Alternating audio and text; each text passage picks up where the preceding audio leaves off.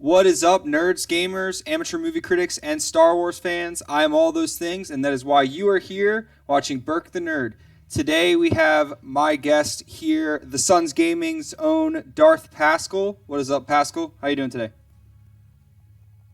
Much, man. Thanks for having me on. Yeah, I'm glad you could join today. I know Star Wars is a particular favorite of yours, and that is why that is our topic of the week. We are talking about our question, which is, what is the future of Star Wars? I was speaking with the Suns Game. We wanted to figure out something we could do together, and we realized there's probably not much better topics than Star Wars. Pascal, how long have you been a Star Wars fan? Actually, my first memory, probably ever in my life, this is crazy, is when seeing the Phantom Menace when I was 3 years old. I was living in France at the time, and we flew back to Texas, where I'm originally from, for like, I don't know, a month in the summer once when I was living in France, and my aunt took me to see Phantom Menace. And the memory I have of it was Obi-Wan jumps over Darth Maul, cuts him in half, and Darth Maul's body kind of flops on top of each other, like the legs hit his chest. And I remember saying out loud, peanut butter and jelly sandwich. You yelled? Because that's what came. Yeah, I said it pretty loudly as a 3-year-old, and my aunt was like, shh, shh, shh. So yeah, pretty much that. And I don't really remember watching them before then. I think that might have been the first movie I went and saw in theaters, especially since it was Star Wars. So yeah, pretty much since I can remember, Star Wars has been a part of me. That's a long time ago. I don't even, do you know when episode 3 came out? That was May of 2005. Okay, so I know that was the first thing of Star Wars I saw, or at least like that was my first ever PG-13 movie. Actually, I remember because when I went, I think I told this actually in a previous stream, but when I went there, it actually I went with my dad and my brother, and during the scene where Anakin, is like falls in the lava, my dad covered our eyes because that was like too violent for us at that age. It's hilarious. I went with my brothers and my dad a week after, and my mom had already seen it with my older brothers. And my mom wanted me to walk out during the execute Order 66. So Ben took me out. My older brother, he took me out, so I didn't see that. But then he was supposed to take me out or cover my eyes when Anakin gets set on fire, and he forgot. And I remember looking at him. He goes, Pascal, close your eyes. And I go, no. And he's like, okay. And then we walked out, and he's so hard on himself, especially when he was like 14, 15. So he's just shaking his head like, I can't believe you saw that. I'm sorry. But You failed. to me, it wasn't even scary. Like, it's just like that movie's not even scary. The only scary part to me, and really especially for an 8-year-old, is kind of the part where like there's the little kid who's like, Master Skywalker, what are we gonna do? And then the lightsaber just activates, and you're like, they're screwed. Yep. Like that's still pretty unsettling to this day. Yeah. But I can't even that was that was bad for like PG-13 back then, and now today it's like I can't even imagine as like a kid like going into a PG-13 movie now. Like the amount of content that you're allowed to see in a PG-13 like movie is so much different now.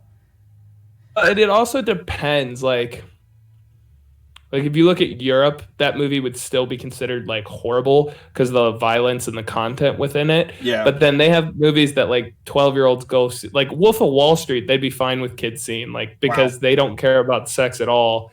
But like violence is like a big, big deal to them. So it's funny that the standards Americans have versus like Europeans. Yeah, it's totally different. That is an interesting point. Today, I want to call out. We got a couple people in the chat today. I see we got a bunch of viewers actually already. But I see Mr. Otter 96. I want to come back. He was very happy that his comments made it. By the way, now your comments can be seen on the screen, which is just going to help make it a little better. So when you guys are watching on playback, before I was just referencing the comments in the chat, and no one could ever see it. But now I can actually reference it, and you can go back and actually see the chat. But Mr. Otter said, the future of Star Wars, Darth Jar Jar. I think, that could be a whole video in itself, just a Darth Jar Jar Be great. fan pick. And Golden Sully said, all I need is the Obi-Wan show. Yeah. So we'll have to get into that a little later. I don't want to jump too much into like the Disney Plus properties because that'll probably take up a bulk of our conversation later. But for now, I just want to talk a bit about the game. We're just going to be playing, obviously, the new Modern Warfare. Hopefully, my computer doesn't poop out on me today. Should hold up. It was giving me some problems earlier, but we should be fine. We're going to get right into it, and then we can start talking on our topic. I was just going to do quick plays. Does that work for you? That's fine. Quick play is easier because in that we don't really need to like. My favorite's gunfight, but gunfight in the zone so focused, like talking the whole time about where people are. Yep. Core you don't really need to. So yeah, I'm also I'm garbage at this game, so the amount of thinking I have is not going to affect really my play you're style. On PC. Yeah. So you'll do better than I will probably. It's true. And I muted everyone that we should get joined in with, so hopefully we don't have any of those issues. But anyway, so now that it's kind of getting started up, we're getting on a groove here. Also, guys in the chat, let me know, throw out stuff you want to hear about, ask questions, comments as we go. I want to hear everything you guys have to say as well. The first thing I want to talk about, so we're talking about the future of the Star Wars franchise, and we're going to get into a little bit of what we think they should do next. But first, I want to talk to you a little bit about what just happened, which was the sequel trilogy and the finale of the Skywalker saga. Just in a few, I guess as much as you can give, what were your thoughts of the sequel trilogy? So I think they started off pretty strong.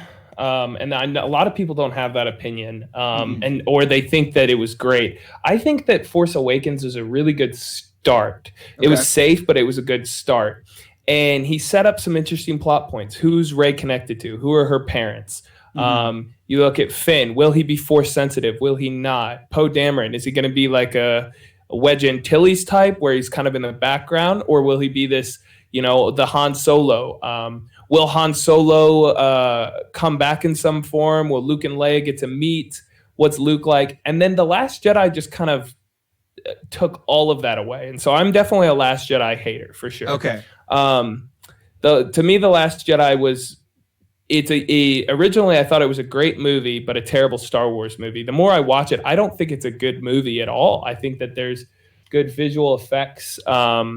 There's stuff like that's great, but overall, I don't think it's a very good movie. The word that everyone likes to use is it subverts your expectation. So can I venture a guess? You probably really enjoyed the third, then, didn't you? Episode 9. Yeah, you're correct. I really did. Most people I know who aren't fans of the sequel trilogy did not like 9. I thought 9 was rushed. I thought the whole movie, I felt like it was a roller coaster ride going really fast and trying to hit 1,000 different things. But overall, I enjoyed it. I think that he did the best he could with what Rian Johnson had set up. My overall opinion about the sequel trilogy is it's the worst of the 3 trilogies so far.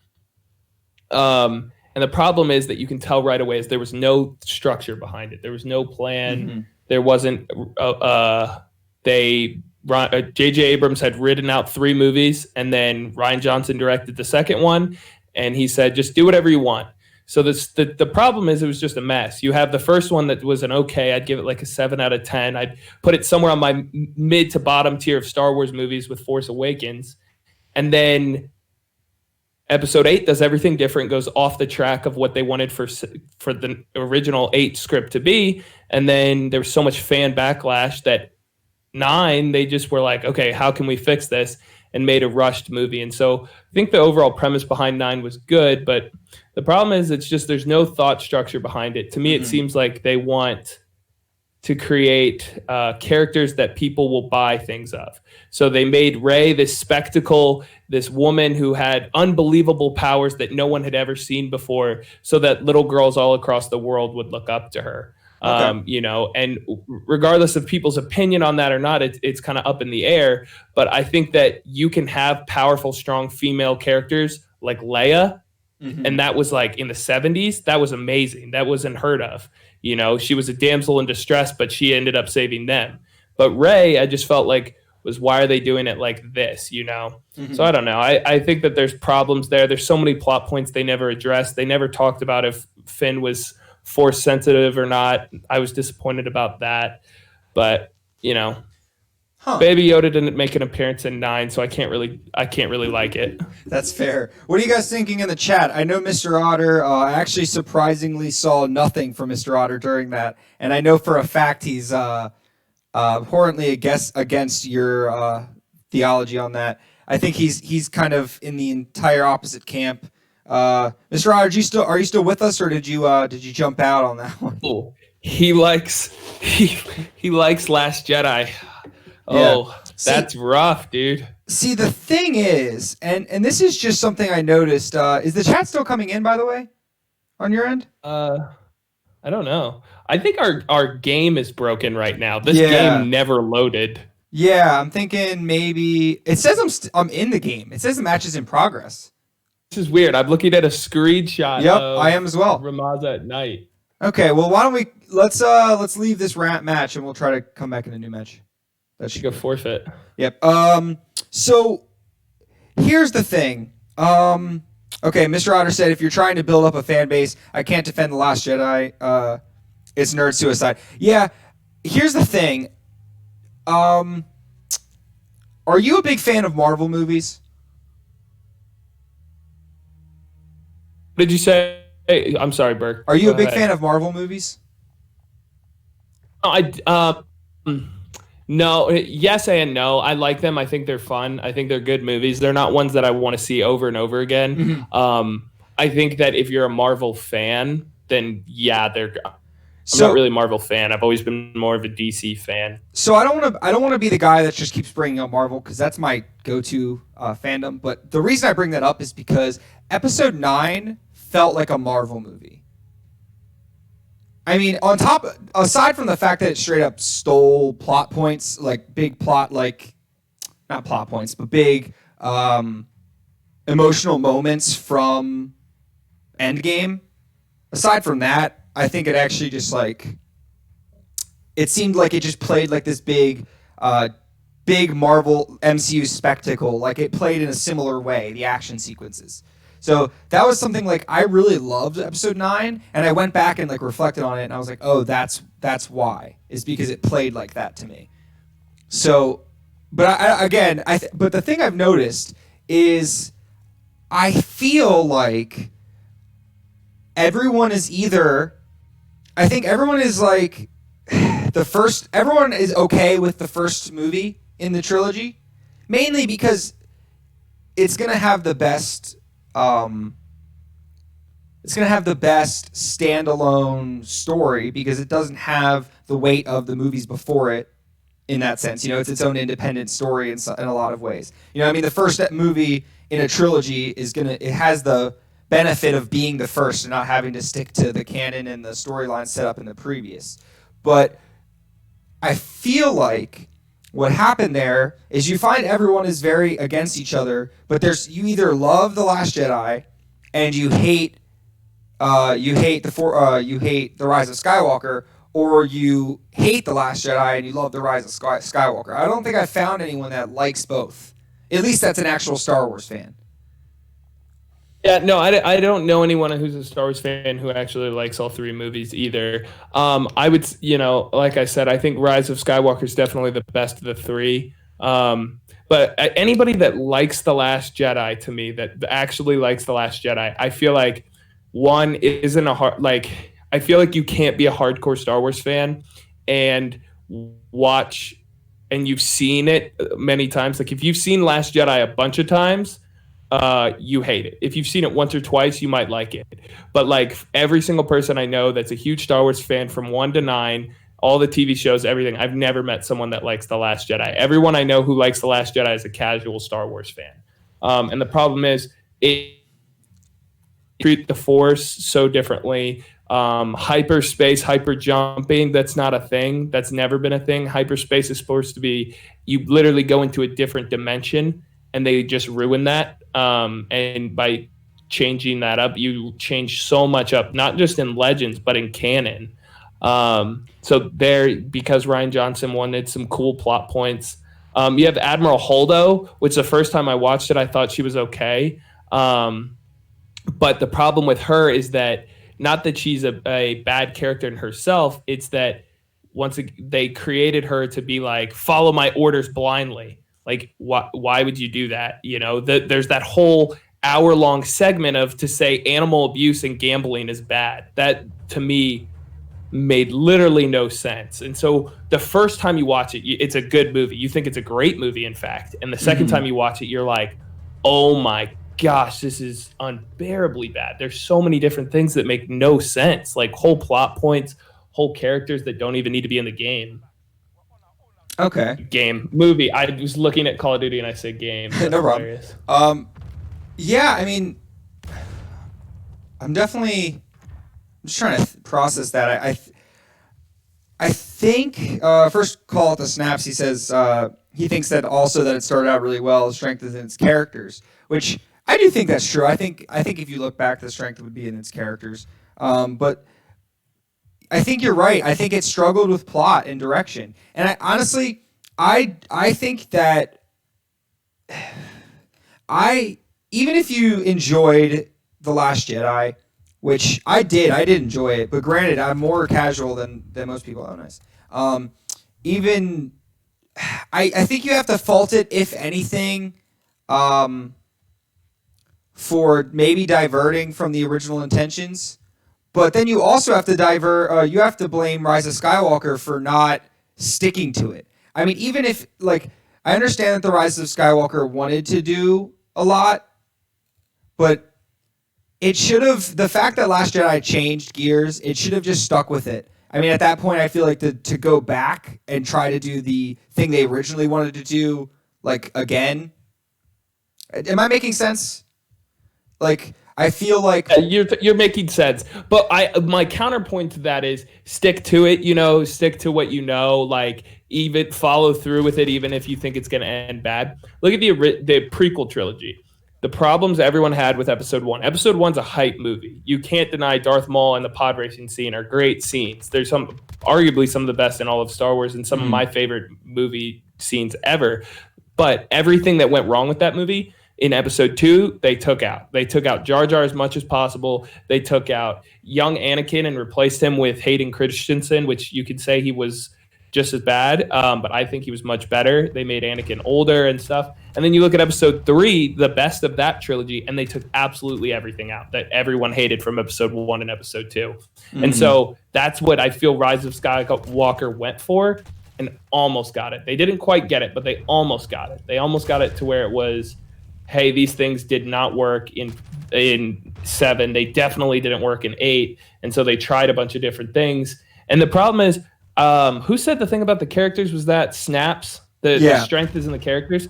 I would argue that. I'd say the weakness of the movies is in the characters, because I have never cared about Rey or Kylo because they rushed their character arcs and it's such a mess. It goes back and forth. The only thing that I really liked was Rey and Kylo. Poe, I didn't care about. I didn't care about Finn. And, you know, it was nice to have Leia and Luke and Han in there for a little bit. But to me, the best part of it was Han's death. That's the best part of all 3 movies, was Han's death, the emotion behind that. Yeah. I think Rey is a very interesting character, being the daughter of the biggest villain in Star Wars, and I think is up there as the greatest villain in Star Wars history not Star Wars history, in movie history, with, you know, the Joker in The Dark Knight and Thanos in Infinity War. Palpatine is just an incredible villain. So to bring him back and have her be the daughter or granddaughter of him was an amazing plot point. But they kind of just rushed everything, you know? You never really knew what to expect with these characters. Now, so I would say, just to, again, I guess to be devil's advocate, I know a lot of people's problem with Palpatine, not that he was in it, but one of the big problems that people had with Palpatine coming back is just the fact that, like, Rey's lineage was the whole point, at least from what I've been made aware, the whole point seemed to be that, you know, this was supposed to show that family ties doesn't, you know, status and family ties doesn't mean that you're better than everyone. You know, the difference is how, like, it's the Force that means more, you know, and then they kind of basically nip that in the bud that by saying, oh, well, actually she's a Palpatine, so that's why she has that stuff. So that was kind of like a lot of people that had a problem with it had a problem with that fact that it's like they felt like the Force kind of was jobbed in the way that they kind of devalued Force sensitivity in favor of, oh, well, if you're born into a family line, then you're more likely to just be a better Jedi or Sith. So I get that. And then also to come back to, I do agree that Rey, so in that sense, I kind of agree with that. I at first liked the idea of Rey Palpatine, but then I kind of felt like, oh, that kind of feels like a cheap way of talking about, like a cheap way of like kind of ruining the idea of nobody being able to become somebody. So in that way, I didn't like it. But and also because like I don't know a whole lot of Legends, but from what I've been told, it's actually not very common for a Jedi or Sith to be like lineage based. Like it seems more likely that you are just like anyone can become Force sensitive. Like that seems like it's always been the narrative. But anyway, that's definitely the narrative. But the thing that is, if you were a lot of people like Star Wars theory or people who are really big on as influencers for Star Wars would tell you, and the thing is, and even if you go back and look at Legends, it's supposed to skip a generation, or even 2 or 3, and so that's why it's harder to connect family lineage. So family lineage isn't a big part of it, but like if you look at KOTOR, which is my favorite, or Knights of the Old Republic favorite Star Wars property, in that game, the 2 characters fall in love. Spoiler alert, it's a 17-year-old game if you haven't played it. Revan and Bastila fall in love and then have children together. Later in like the comic books and the graphic novels they do. But their children actually never become Force sensitive, but then their granddaughter does. So that's a big point there. I get what that is about, but I feel like, yeah, anyone can be a Jedi is a cool thing to do, but you wouldn't care about Rey then. You'd be like, okay, she's just a character. You would have had to really, really sell me on Rey, and you would have had to sell me on other Jedi too. If you had it set up to where Rey really is a nobody in 8, you find that out, and you do 8 completely differently, mind you. And 9 is about Kylo trying to destroy the Resistance and Rey trying to establish the new Jedi Order. And in this scenario, I wouldn't have killed Luke off. Luke would have helped Rey establish the new Jedi Order. Like a redemption. And so, yeah, and so that's when you could bring in, some people would argue with me on this, but you bring in Baby Yoda. He's 70, 80 years old at this point now. He's coming of age. He's in his what would be our teenage years. He's learning the Force. He's helping establish. Yeah. Have him have Jedi powers. But really, the whole thing is just a mess. And I don't really think that there's a way to fix it or rationalize it in my head. It's I don't think there's a way to fix it. I think we need to move on from this. Yep. Respect 7 for what it was. It's a good movie. 8, it tried some things that didn't work, and we pray that those things never happen again. We take the visual effects from 8 and the costume design and the acting by Adam Driver and Daisy Ridley and try and do that again, because that's the strongest acting in those 3 movies. Yeah. I mean, those are Oscar level actors. Not to say Harrison Ford or even like Ian McDonald, the guy who plays Palpatine, aren't. Yeah. Samuel Jackson, he's won Oscars before. They're really talented people, but I think Daisy Ridley and especially Adam Driver are going to be around forever. So those are exciting things.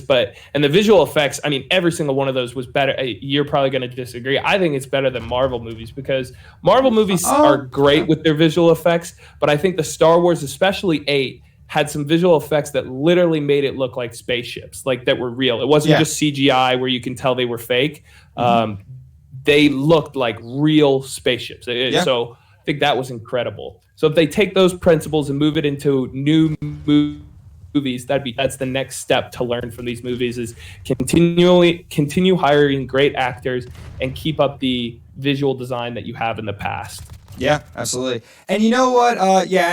And I mean, this is funny. So Adam Driver, so I agree that looking at, Kylo and Rey, and just their characters. This is one of the things that I actually. So here's the thing, okay? Before you get mad at me, because I don't know what your side is on this, I felt that the entire trilogy. By the way, let me just call out Mr. Otter before I get into this. Yes, Mr. Otter with the Palpatine getting it on in Empire Strikes Back. We will come back to that. Let's come back to that one. Let's shelf it for a minute. I agree with the VFX. Also, Mr. Otter, and yes, 1917 had amazing visual effects.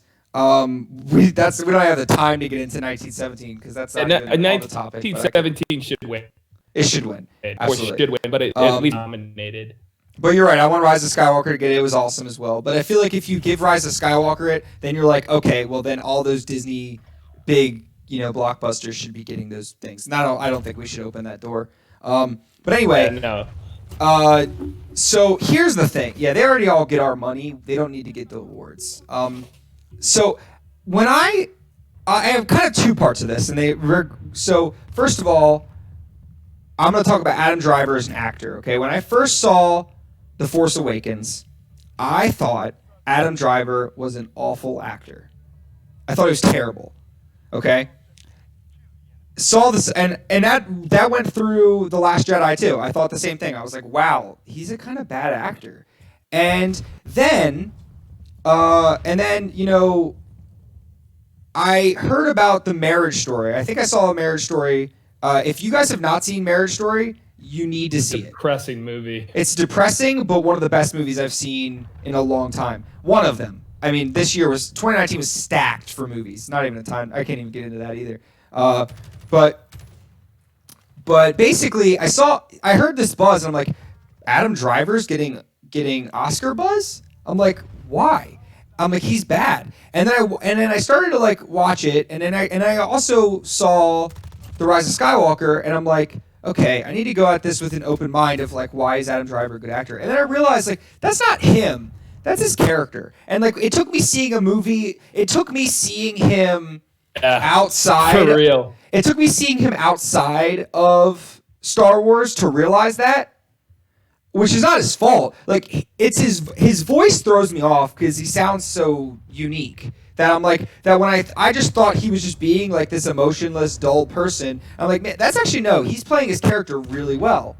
And then when I saw Rise of Skywalker, one of the reasons I really enjoyed it, seeing it the first time, was because I felt, looking back, that his character always was drawn to Rey. And I get that a lot of people are not Reylo people, okay? And I do agree that it's not exact. It's kind of weird, kind of. But it makes a lot more sense than I think a lot of Reylo haters think. And the reason is, if you look back, not from like a Force standpoint or whatever, but like from a narrative standpoint, you look at Kylo Ren, and the whole trilogy is kind of For him, the whole trilogy, he's never really angry at Rey. He's never like hateful towards her. It seems like he's always, every time he encounters her, it's very much from I just want to like understand. He's trying to understand things. It seems like. So I felt that they were kind of they'd kind of been setting up this sort of like star-crossed lover thing from the beginning, where it's like, yeah, they both know and don't agree with each other, and they both kind of know that they're on opposite sides and morally, and but I guess the Force also does play. Like the Force is drawing them together in a real way, but they also like feel this connection that no one else can relate to, and regardless of how they feel about each other, like in their relationship, they are drawn to each other. So like I feel like it was one of those, like, maybe some of the execution was off, but honestly I don't feel like it was too off. Like when I saw it, I was like, yeah, I kind of get it. Like in the end, he fought for her, and even in the entire Rise of Skywalker, he was like, okay, now is like really I have to start making a choice. Like, do I do I accept these feelings I have about Rey, or do I just, go with my destiny, which seems to be just just to be another person to the dark side, like slave to the dark side. I don't know. It kind of seemed like he was always trying to rebel against the dark side from the beginning. I felt like they set that up through all three movies. I felt that was consistent, and then I felt like their relationship was somewhat consistent through that whole thing. So I felt like they did set that up good. I think that's one of the few things that was consistent across the three movies was their relationship and the slow build up to a, hey, this is actually how we feel, even though we think it's wrong, even though we know even though we know we're on opposite sides of the force, but like I felt like it was like they truly were like pulled towards each other, and Kylo Ren was like, I'm kind of willing to give up this power that I've had and this dark side because I want and like because you're kind of affirming this in me. That's what I felt. I don't. What's your take on my long rant? Yeah, I think you made some good points. The main thing I saw in chat just now was that someone said Raylo was fine. It just wasn't set up well. I agree. In main movies, arguably sorry, can you repeat third. That last if you part? count Rogue One. Kind of came out. Did it cut out? Yeah, just for a second. Okay.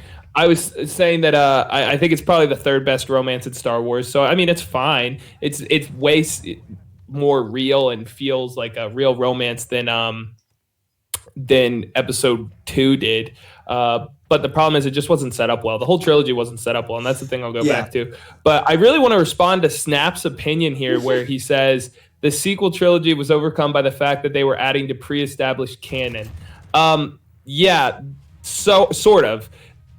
If you look at Rogue One, which I think is the best movie since Empire Strikes Back to come out in Star Wars, that is literally the hardest movie it could have ever done, because you wiped away fans' favorite legends. You wiped away Kyle Katarn stealing the Death Star plans, and not had to do it perfectly up until literally the moment of Episode 4 happened, and they executed it perfectly. So I don't think that's the problem. It's just that it wasn't written well, and they didn't follow a plan. George Lucas, when he wrote the 6 Star Wars movies, he wrote 1, 2, 3, 4, 5, 6, and knew that 1, 2, 3 needed better visual effects, and thought that the "I am your father" line would be better than to reveal first than Anakin turning to the dark side. So he did 4, 5, 6, 1, 2, 3. He wrote out 6 movies. That's why the movies are so good, because he wrote out 6 of them. And you look at Lord of the Rings for a second. J.R. Tolkien wrote all 3 books in one book and called it The Lord of the Rings. Yep. And so things that become great are planned out and thought out well. Jurassic Park is another great example of something that didn't do it well. 2 and 3 are some of the worst movies sequels ever. Some people like the second Jurassic Park, but the first movie was great, and they just didn't have a plan. The Marvel movies are great movies and have an incredible plan for 23 movies. Almost every single one grosses $1 billion because they had a plan. And that's the thing, is this sequel had no. And to say that Star Wars fans hate the new, love the old, it's because Star Wars fans who are the most active are in their 20s, late teens. And so people that are going to love these sequels, they came out when they were 10 or 11. And so the same thing with people who were in they were 10 or 11 when the original trilogy came out, hated the prequel trilogy. People who were 10 or 11 when the prequels came out hated the sequel trilogy. So it's just how movies work. In 30, 40 years, when they inevitably redo the MCU, we are gonna hate those movies. If they ever redo the Lord of the Rings trilogy, we're gonna hate the Lord of the Rings trilogy, much like I hate the Hobbit trilogy. So that's those things. To respond to you guys there, but I don't know. I think that Star Wars was in such a good place before these movies, especially with 7. I think it was the strongest it was ever. When you look at the properties that were releasing. They not ever, but probably since 2005, because Star Wars was pretty much dead before then. So I think that there's some good things to learn here to move on, and really the thing that they need to do is look at what's successful and what was successful about these movies, and what was successful about the solo stories, not Han Solo Star Wars story, because I think that one was okay. But Rogue One was literally the best movie since Empire, and most hardcore Star Wars fans will tell you that. It's phenomenal how good that movie was. And I think that if they stick to that kind of rhythm and see what was good about that, okay, let's do that. What are some interesting properties to follow, and not do a trilogy again, at least not for another 10 years. I don't want another trilogy for 10, 20 years even, because this is such a mess, and they need to plan it out. So if you like these movies, that's fine. If people like them, that's fine. You're just wrong, because you can like them, just like people aren't going to like, there's people, I talked to someone recently that didn't like Joker, and I was like, okay, you're wrong. You might not like the content within it, but it's a good movie. Like, I don't like Wolf of Wall Street. Moral level, I think it's despicable, but it's extremely entertaining, the best acting of this last decade, I'd argue, some great screenwriting. So I think that you might not like something doesn't mean it's not good. So that's fair. And I think the important thing to know is, like, there's two things to keep in mind. There's, when you're talking about film, remember it's subjective, but also the big the objectivity you can bring to film is, did it make a lot of money? And I guess you can also say critical reviews, but really even those are subjective. So I mean, there are things you can be objective about, but for the most part, wow, I'm doing actually well for once.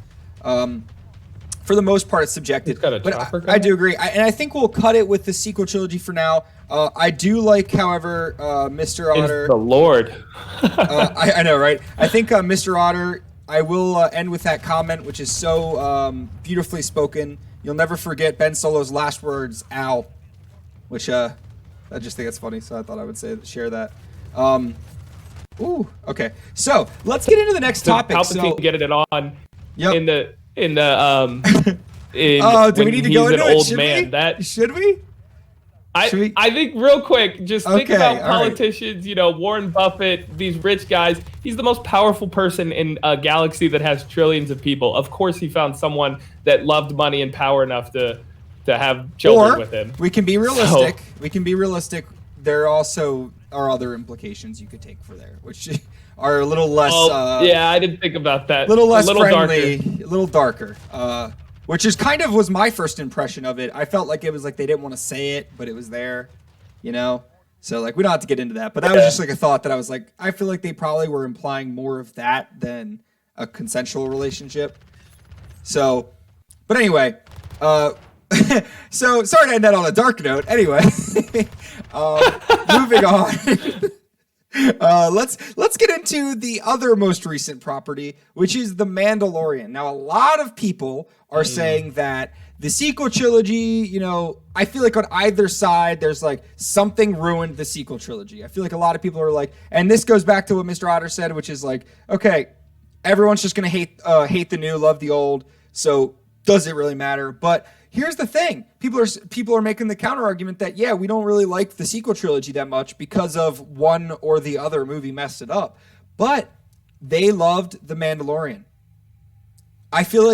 I don't think I've heard a lot of people say that they dislike The Mandalorian. One of the only reasons I could hear for it that I've heard of it is that it's not super linear. But I don't know. Have you seen it? What do you think? Of course I saw it. I saw every single episode day one. That is the best thing of Star Wars outside of Rogue One that Disney's put their hands on. It is phenomenal. The emotions evoked. They created characters that you care about so much and have hilarious one-liners that aren't cheap written by 12-year-olds like the sequel trilogy. And I love the humor in the sequel trilogy. I think it's funny, but this is so much wittier. It's so much funnier. Like, even when the IG spoiler talk. All right, if anyone has not seen The Mandalorian, step out until 6:50 and then come back. We'll be done 7. Come back at 7. We'll be done Mandalorian spoiler talk at 7. So if you don't want to listen to it, come back. All right. So the IG unit is about to die, and he says, you're upset. And he goes, I'm not upset. I'm not going to cry. I'm not emotional. And he goes, I'm a nursery droid. I am programmed to know that you're upset. Like stuff like that is just so witty and so funny. Yeah. Baby Yoda choking the girl was literally one of the funniest moments. Like, they're just arm wrestling and he doesn't know he's a baby. And he just thinks, you're hurting my friend. How could you do this? And so he just starts choking her with the Force. Like, okay, let's be there's clear. So many He's moments 50 like years that. old. He should know better. Yeah, that's true. I guess. But no, I'm kidding. I loved it. I thought it was well thought out. Well, like I said, well planned. Jon Favreau always has a plan. Jon Favreau and always makes great movies. And even if they're not great movies, you want to see. Like the most recent Lion King, I don't think was a great movie, but it was very well made, and I wanted to see it, and I enjoyed watching it. I think if I'm gonna watch a Lion King again, I'm gonna watch the original. But he made Iron Man, he made Elf, and now I think he made the new MCU. Not like not the new MCU, but I think this is gonna rival MCU absolutely. for TV. Because can you imagine if they make more of these series that even connect? Like some of this takes place on Tatooine. What if young Mandalorian runs into Obi-Wan in the Obi-Wan series? Stuff like that can happen to where it is going to be, I hope it's going to be the TV series version of the MCU. And I think they could do it by how they've established this. And I think that's their intention. I honestly think. I think that they're trying to do something like that. He's just. I mean, we gotta remember, like, Jon Favreau started the MCU in a lot of ways. You know, I mean, he pioneered Iron Man, and that set it up. Granted, they didn't know what it was going to become, but I mean, he's got a good track record. And let's not forget the unsung hero of the Mandalorian, which is Taika Waititi. Now, do you know who Taika Waititi is? Okay, you cut out. Sorry, I missed you. Taika Waititi. Talking about I Had Spoken? No, I'm talking. I Have Spoken. Is that who the Ugnaught? No, he was pretty great. But no, Taika Waititi directed the final episode of. Oh, the final episode was great. No, I'm sorry. Which episode was it that there was the two troopers talking to each other? Which is, by the way, the best moment. And they the one hits Yoda in the back of the head. Not Baby Yoda. I need to start calling him the child. For a long time, I called him Baby Yaddle because that's Yoda and Yaddle combined. So I'm not a huge fan of saying Baby Yoda, but nobody ever knows what you're talking about when you say anything else. No. And wait, you cut out for a second.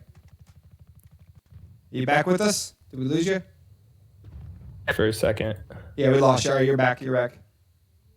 I'm here. I'm losing you for some reason. Huh. Okay. Are you? See if you. We'll keep talking. See if it gets better. There we go. I got it. I got it. Right. We're back now. All right. Cool. So what were you saying? What episode was that? Was that episode? What was that? Episode 7 or 8? I believe that's episode 8. That's the last one. Okay. So that was directed by Taika Waititi. He also directed Thor Ragnarok and the best MCU movie, in my opinion. Well, he directed not only the best MCU movie, but also the best. I'm excluding Infinity War and Endgame, which are my top 2. But Thor Ragnarok is the best not ensemble Marvel movie, in my opinion. It is in some ways an ensemble. Yeah, for sure. But that movie was pure genius. But he also directed what I think many people agree is the best movie of 2019, which is Jojo Rabbit. Now, if you have not seen Jojo Rabbit, here's another plug. Jojo Rabbit is the must-see movie of 2019. If you have not seen Jojo Rabbit, I haven't seen it. You're doing yourself a disservice. Yeah, you should absolutely see it. It is unbeatable. I'll go see it. I've seen most of the 2019 best movies. I haven't seen Jojo Rabbit. To be clear, he did a fantastic job of making this plot. Now, I'm going to tell you the plot. Have you seen the trailer or anything of it? I don't know anything about. Okay, so Scarlett Johansson's in it. So Jojo Rabbit is about a little kid that is a avid Nazi enthusiast in World War II Germany, okay, whose best friend is imaginary Adolf Hitler, played by the director Taika Waititi. Oh, you know what? I do know a lot about this movie. Yeah, I want to go see this. It seems like, or I want to see it. I know it's out of theaters. It's not now, even just like amazing. It pulls on your heartstrings. It is an amazing laugh, and then it makes you cry. It's literally the amount of emotion he's allowed to give to that, and it just speaks levels in his abilities that we see in The Mandalorian, and the fact that he's giving more responsibility is in Lucasfilm is incredible. Like that's what he really showed that he knows what he's doing in that franchise. And so that's why it's really, before I don't want to even get too much into it, but Taika Waititi is also said to be directing a new Star Wars movie. Yeah, I've heard some about that. I didn't know a lot of his credentials. But judging off of what he did in the last episode of Mandalorian, he just has a real knowledge for how Star Wars needs to flow. And the inclusion of the Darksaber at the end was one of the best moves that series Absolutely. did as a whole. Oh yes, that was so. Yeah, to show that like they actually that's okay. So that's the thing is with the sequel trilogy and now the Mandalorian, like a lot of that was showing that they didn't care about Legends or honestly canon in general. Right? Like, I mean, even within the trilogy, it broke canon. But Mandalorian seems to be the first time that they're saying, "Hey, we care about canon. We do care about Legends. We're gonna make a fan what the fans want," which is hard because can you make Star Wars fans happy? I don't really know if that's a realistic thing. I don't know. But I think it's impossible because it's you're now on 3, arguably 4 generations of Star Wars. It's going to be impossible to completely please everyone, but if you look at something like I mentioned this before, Knights of the Old Republic, any Star Wars, a Star Wars fan who knows the canon or knows that game and knows the story, probably outside of Empire Strikes Back, the story I've told. So I think that's one great uniter is that all Star Wars fans would tell you amazingly written and directed story for that game. But outside of that, I've met people that don't like, and these people just, I would be fine if they just disappeared, that don't like the original trilogy. You don't. I feel like do you even like there Star are people Wars that don't like the original trilogy. Yeah. They like are hardcore Star Wars fans. They love the sequel trilogy and they love the Clone Wars, and they don't like the original trilogy. So yeah, it is hard to unite people, but I think this is outside of Knights of the Old Republic. Mandalorian is one of the most critically not critically, but fan-loved pieces of Star Wars since the Knights of the Old Republic or the original trilogy. I haven't met many people that don't just adore this. Now that there's things I have problems with. I think some of the episodes flow right. There were characters that there, but that's the thing that I wanted to bring up about the future of Star Wars on Disney Plus is TV is the most forgiving media. If you make a bad video game and you have glitches or there's a story plot point, you can't change it. Bad movie, you can't change it. Bad, what do you call it? Album, you have a song on there, you can't change it. Those things are forever. Those things you can't change. You can't retroactively go back. You can't be like, we're going to take Jar Jar Binks out of Phantom Menace now. He's no longer in the movie. We made a new movie, That doesn't work. Wait, I mean, you can do stuff like that. We know McClunky, George Lucas can change things. Did you hear about that? But I mean, it won't work though. But my point about TV shows is if you look at Game of Thrones, is established itself as one of the greatest TV shows ever. And there are some stinkers of episodes in there. There are bad seasons. I think you're just saying season 8, right? I think you're just saying season 8. No, but even in season 1, season 2, there's some episodes that are good, not great. Most of those episodes are great. You go to 3, 4, there's a few more that aren't as great. 4, 5, 6, those ones have a few more, and then 7, 8 have some really, and so and overall I would say aren't great. And so with that, Game of Thrones will still be established as that because you can fix things. Mandalorian episode 4 or 5 wasn't great, and then it picked it back up and made some great last ones with 6, 7, 8. And so that's the route that this needs to go, because if you imagine, say, Aaron had 3 great episodes and 5, they would still renew it for a second season. And they would look at, why did these episodes people not like these episodes? Yeah. They'd look at that and then they'd say, okay, let's not do that again with season 2. And so that's the forgiveness of TV. Yeah. With a media, and like you said, Star Wars is so hard to unite fans. It is so hard for everyone to love something. And so if you can have a forgiveness like that, like with 8, imagine if episode 8 was 3 TV episodes instead of a movie. You would look at that and be like, okay, we're not going to do that again. And people wouldn't remember those 3 TV episodes. They would remember the 3 after that fixed all of them. Yeah. Though I agree with some of that, but I may disagree about how forgiving TV shows can be. Just because, like, I'm agreeing with GB Crash right here. You cannot change the Game of Thrones ending. Like, the problem with the TV series, I agree that you can turn it around if the show gets bad at some point in the middle. But the problem with the TV series is it comes down to the end. If you don't stick the landing with the TV show, I feel like you could have movies that have somewhat bad endings and still have a good movie. But then, like, TV shows, if you have a bad ending, man, you can ruin a whole show. Some people hated Lost for that ending, and Game of Thrones, that ending literally, like, I was a diehard. I would have argued to the T that Game of Thrones didn't have any bad episodes up until season 8. But season 8, literally one season, I won't watch Game of Thrones again. And I watched Game of Thrones through I watched the whole series through before every season. Like, that's how diehard of a fan I was. But I wouldn't watch it again now, because that's how much it ruined it for me. And I think a lot of people are in that similar vein.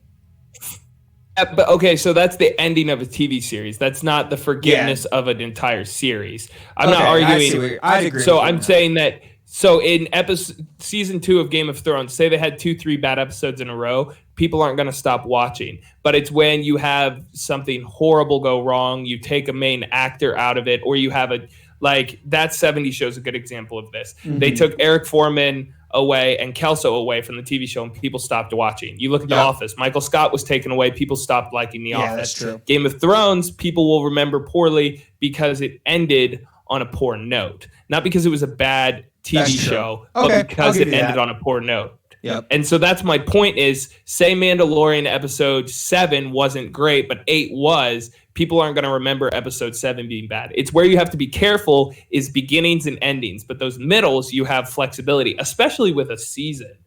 So I'm interested to see where they go with Disney Plus. I think that I'm not a fan of, and I'm probably the only person that believes this, I am a fan of this. I just would rather see something else than Kenobi right now, at least, because you can act. Oh, you need to go back a second. Sorry, I lost you for a second. That he basically was just an old hermit. So are you going to have him going on adventures, slaying things, stopping people? Like the Sith would have found out about his existence. And so that's how, especially the Inquisitors, he flashes that lightsaber once. The Inquisitors are going to be going to Tatooine to find this wizard that everybody's talking about. So I think that you have to be careful with how you do that TV show. I think that there's I think it was Otter earlier said it's an established canon. So, or maybe it was Snap. It's hard to when there's already an established canon and lore. So I would rather see them take a character like Boba Fett and do something there. Maybe do a Darth Revan from Knights of I'd even be fine with a Darth Vader doing the extermination after Revenge of the Sith. That'd be a really dark show, so I don't think that Disney would greenlight it, but I would still really like it. So there's a lot of things you can do. So I think that Disney Plus is the perfect route for this. I just don't want to see them go down the route of, we're Disney, we make kid shows now, because that's never what Star Wars was about. I could show you some of my old Star Wars comics where there's some weird, dark stuff in it. Like people having sex, like people having really violent encounters. And not that sex is dark, but like really dark sex. No, but I mean, that's not something that would be in Disney. That's more what I meant. But like, there's there's a whole thing where like people get beheaded and then the guy puts heads on like spikes. There's stuff like that exists in the Star Wars canon, or now Legends, which is just disgusting to say to me sometimes. But it doesn't have its place maybe in a movie. It probably doesn't have its place on Disney Channel for sure, but on Disney Plus, you can do that. And I don't want to see a TVMA Star Wars show. Star Wars is never supposed to go to that R TVMA. That would make George Lucas sick to his stomach to think about his thing that he wanted to blur the lines between family and blur that lines between for kids and adults. But do a TV-14 about Boba Fett where he's a villain. We already have The Mandalorian, so that's probably not going to happen. Do a TV-14 with Darth Vader. Maybe he's not the focus. You could do a lot of different things there. I think Revan would probably be the best one, but I'm not sure what they're going to do with canon Revan yet. So I don't know. We'll have to dark sex. Force choke me, daddy. That thing that I've seen. Give me 1 second. I just need to be able to. I need to plug my phone in really quick to make sure I don't lose access to the chat. Give me 1 second, and I have a comment on that. But keep going a little bit more. I want tell them, what is your thoughts on what are some? I think you should do some new material. Yeah. What would be ideas for new concepts you could do that explore characters that aren't even like, what would be a character you could throw in that universe? I mean, the universe is so big. What would be story you'd want to tell that might not be revisiting old characters? You tell them. I'll be right back. Yeah, I want to see Thanos. He actually used the Infinity Stones to port himself to the Star Wars universe, and that was just a clone of himself. And he just wrecks the Star Wars universe with the Infinity Stones. No, I'm just kidding. I saw something like that in Parks and Rec, I believe, is where the guy, he talks about that.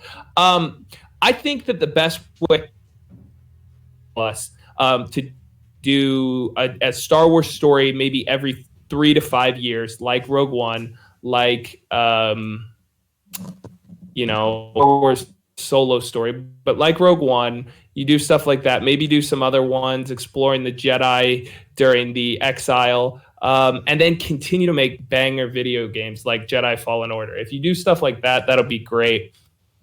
I think that's the best way to go. I would love to see another dark, not dark, but more adult or more driven towards like the preteen teenagers animated TV show like the Clone Wars. I've heard rumors that they're going all in on this Old Republic era where they're going to have not only TV shows, but they're also going to have games based around that era. I think that's one of the new EA games they're working on, that they're going to do one in the Old Republic era. So I think that could be a cool idea. I don't mind that. But there's I want them to be all in. And like I said earlier, I want them to have a plan.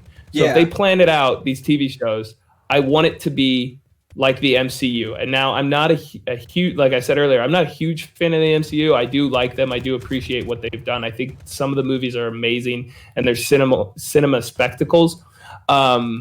But I want them to be planned. I want, like I said earlier, the Kenobi series, when it comes out, if it connected to Mandalorian in some way, that'd be amazing. Maybe Obi-Wan runs into someone with the Darksaber, and that's you have Rebels, which is my favorite animated Star Wars TV show. A lot of people like Clone Wars better. I actually prefer Rebels. You have Ahsoka Tano and maybe Kanan Jarrus and some of those people from Rebels running into Obi-Wan on Tatooine. Connect those universes. And then when you do the Old Republic stuff, connect them. So if it's 600 years, back from episode 1, then that means Yoda's around through. You have to have Yoda in that series, whether he's a bigwig Jedi or not. You have to have Yoda in there, in some capacity. I don't want them to rewrite Yoda's kind of tapestry, his story, but it seems inevitable. I'd rather have Yoda in it with a rewritten story about him. So yeah, that's kind of the route I want them to take. Also, just okay. It made Star Wars great in the mid 2000s was that they were they had great, this is not something I'd be doing anymore, but they had great toys. They now, from what I've seen and what I've heard, there's like no Star Wars toys. Nobody wants to play with a Rey. What do you mean? Well, toys are one of the biggest selling. Like, that's where they make so much money, is in toys. When you make a Star Wars movie, when you make a Marvel movie, you make a lot of money in toys. Obviously that's where you make the most money. But I haven't seen those. The toys were so much better back then. I just want them to think better, make partnership. Yeah. Star Wars Lucasfilms partnered with so many different people. Instead of like saying, okay, EA, you make all the Star Wars video games, they were like, okay, Traveler's Tales, you're going to make this game. BioWare, you're going to make an RPG. Pandemic, you're going to make a third-person action shooter. Then in-house, they make Republic Commando and Force Unleashed.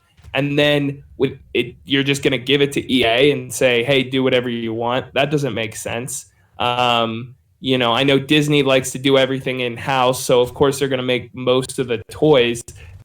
Yeah. I don't really know much about toys. I'm not into collecting and stuff like that. Mm-hmm. But from what I've heard and what I've seen, I don't know many people whose kids have these toys. When I was growing up, even if you didn't love Star Wars, you owned Star Wars toys because you had to fit in. And you had like different games. So I think they just need to think things through better. Like I said, Disney is treating this like it's another one of its intellectual properties.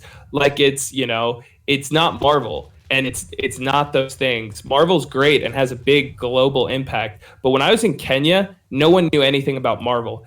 Everybody knew Star Wars. It was bizarre. I was talking to people about like, what movies do you know? They didn't really know Marvel movies, but they all knew about Star Wars. So Star Wars, I would argue, has a bigger global reach, but that's probably just because it's been a bigger deal for longer. Marvel's been a big deal for about 10 years now, maybe a little bit longer. Of course, they had the comic books, but outside of the Western world, nobody really knew, So like my big word here is that they need to have a plan. They need to make sure that everything's focused. I'd say the first step, if you put me in charge of Lucasfilm today, and I was in charge, I don't care how much it cost.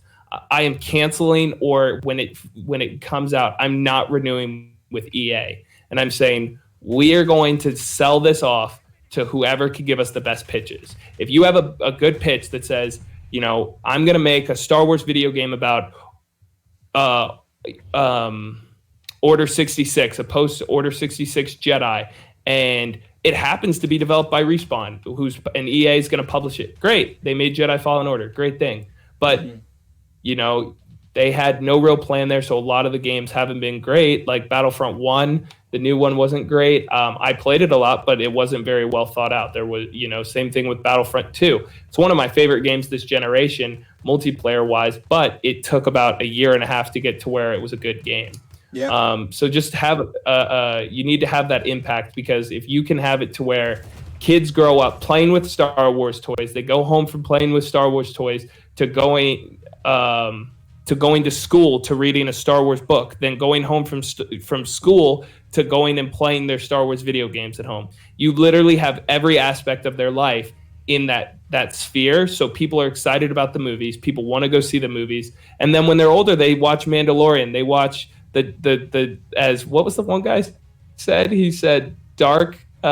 He said, I'd love to see a Leia Jabba scene. You can even watch that Leia Jabba scene when you get older. So I don't know. There's a lot of things you can Star Wars.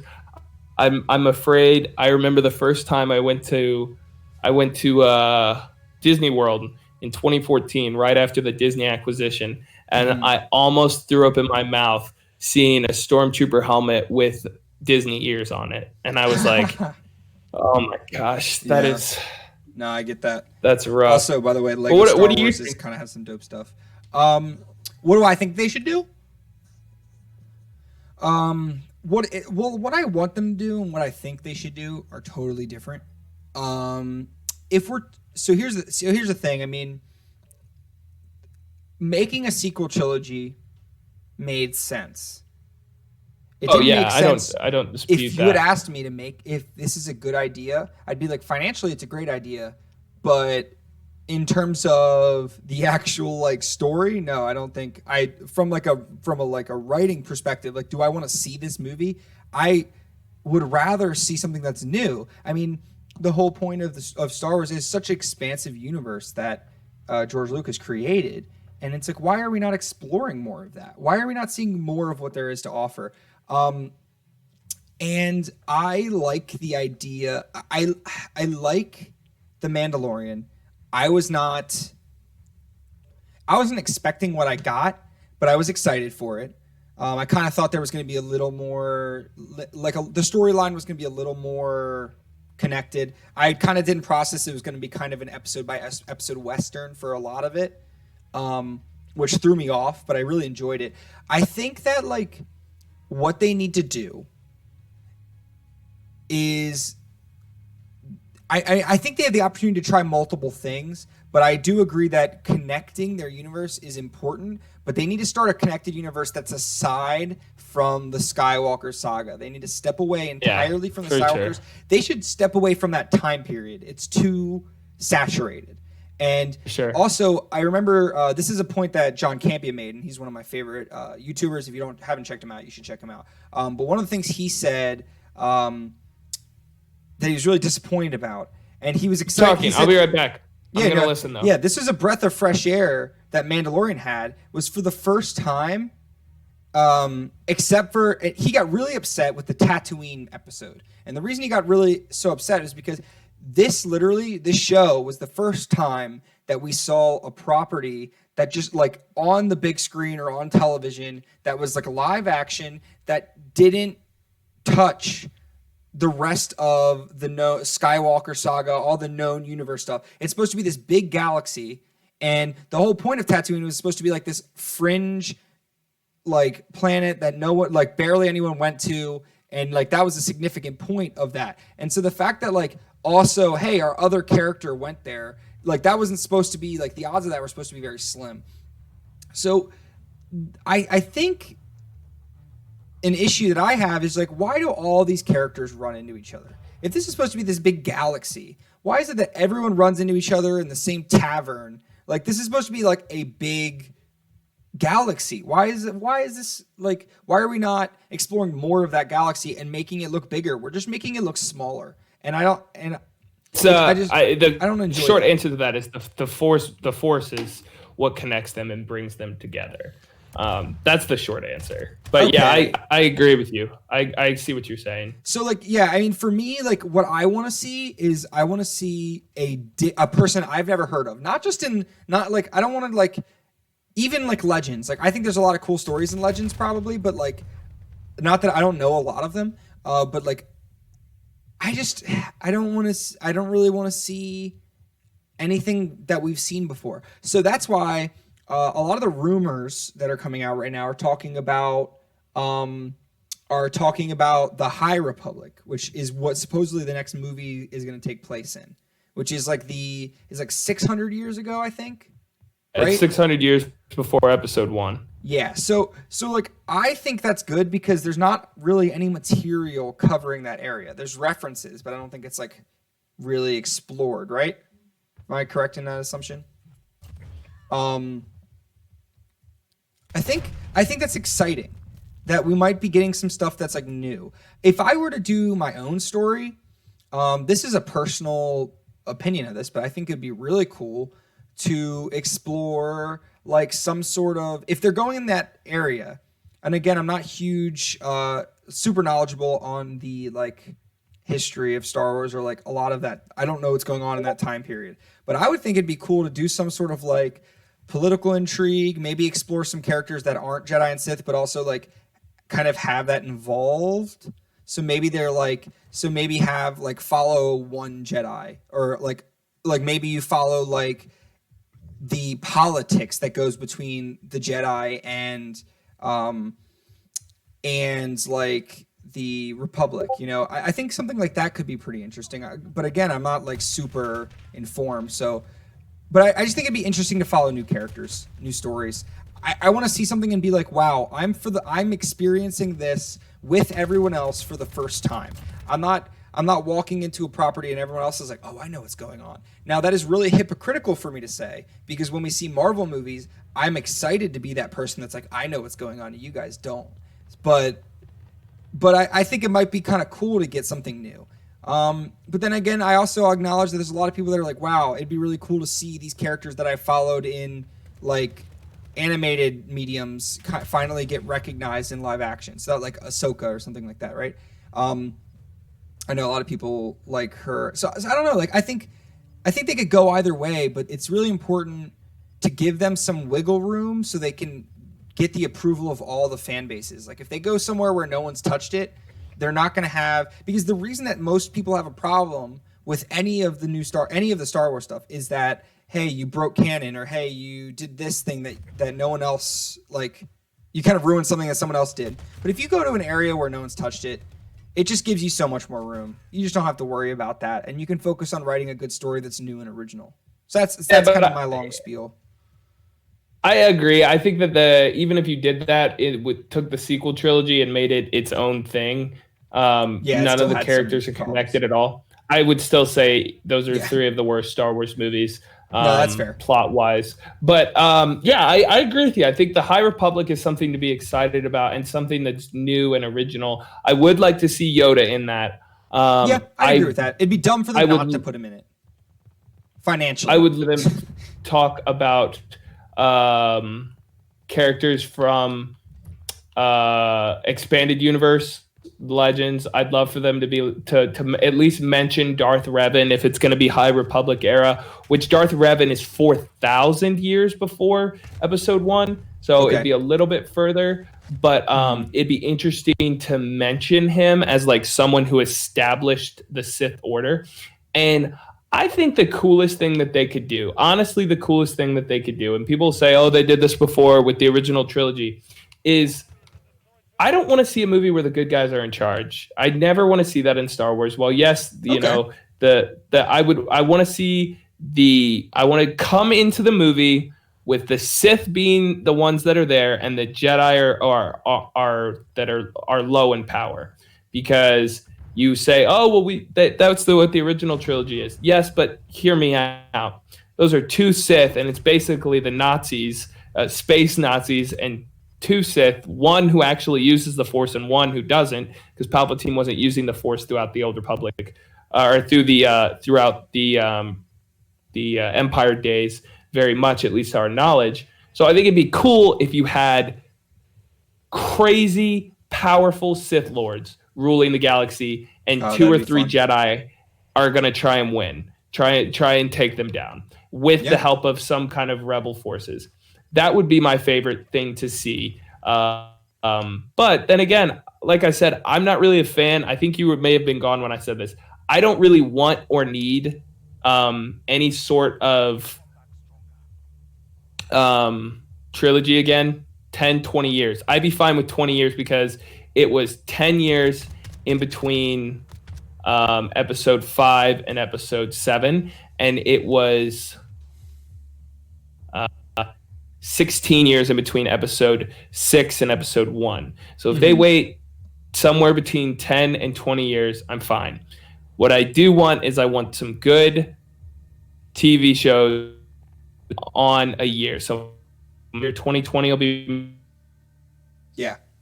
Mandalorian. See season 1 of a Boba Fett series, or heck, even you could do a live action of Rebels or something like that. Maybe even set up the first resemblance of High Republic. That's where I want Star Wars, is in Disney Plus, so that they can make mistakes. If a series is bad, you're not like, basically, that's what I kind of feel like sequel trilogy. Yeah, and I would bet, and I think I think Snaps made a good point that political turmoil is a Different really cool sources, so part of not it as just well. Oh, EA. sorry, I You lost you have for a multiple. second. What did you say? I lost you for a minute there, I think. Okay.